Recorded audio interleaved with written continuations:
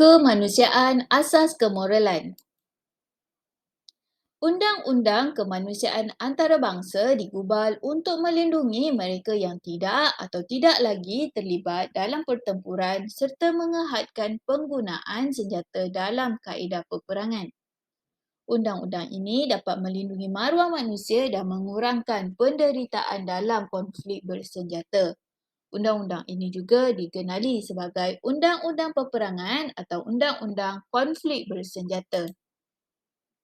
5 nilai yang ingin diterapkan dalam topik ini adalah hormat, rasional, kebebasan, bertanggungjawab dan keberanian. 4 peraturan asas dalam Undang-Undang Kemanusiaan Antarabangsa. Pertama, dilarang membuat serangan atau menggunakan senjata yang boleh memusnahkan orang awam atau harta benda awam dan mengakibatkan kecederaan atau penderitaan berpanjangan. Yang kedua, melindungi, menghormati dan memberikan bantuan kepada petugas dan kemudahan perubatan tentera dan awam seperti hospital, klinik dan ambulans. Ketiga, dilarang membunuh orang awam, kombatan yang cedera dan sakit serta tawanan perang. Mereka perlu diberi perlindungan dan layanan secara berperi kemanusiaan.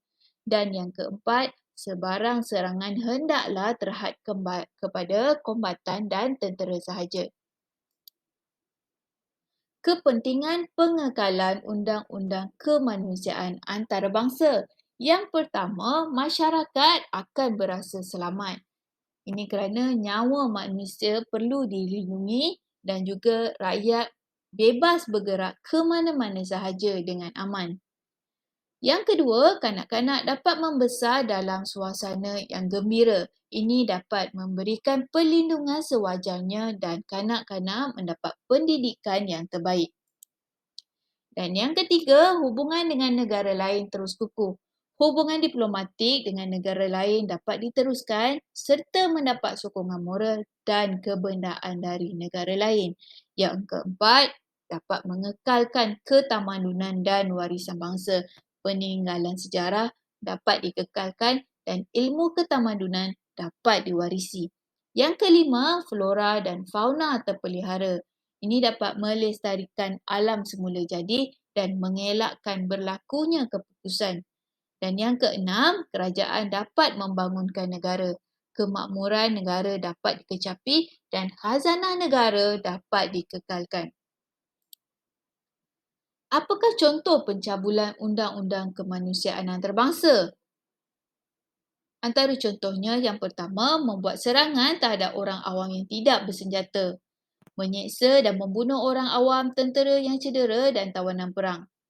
Membuat serangan terhadap bangunan awam, merosakkan alam semula jadi, menyerang petugas hospital dan ambulans, menggunakan senjata pemusnah secara besar-besaran iaitu senjata kimia, senjata biologi atau bom atom yang mengandungi uranium dan fosforus. Kesan pengabaian Undang-Undang Kemanusiaan Antarabangsa. Yang pertama, alam sekitar akan musnah. Yang kedua, institusi kekeluargaan akan runtuh. Yang ketiga, ekonomi negara akan terjejas. Yang keempat, konflik akan kekal berterusan. Dan yang kelima, akan menyebabkan kecacatan anggota badan. Krisis kemanusiaan antarabangsa timbul apabila berlakunya peperangan di suatu tempat atau antara negara dengan negara lain. Oleh itu, setiap individu berperanan untuk menyuarakan pendapat tentang konflik yang berlaku melalui saluran yang betul. Okey, sekian sahaja untuk topik ini. Bye.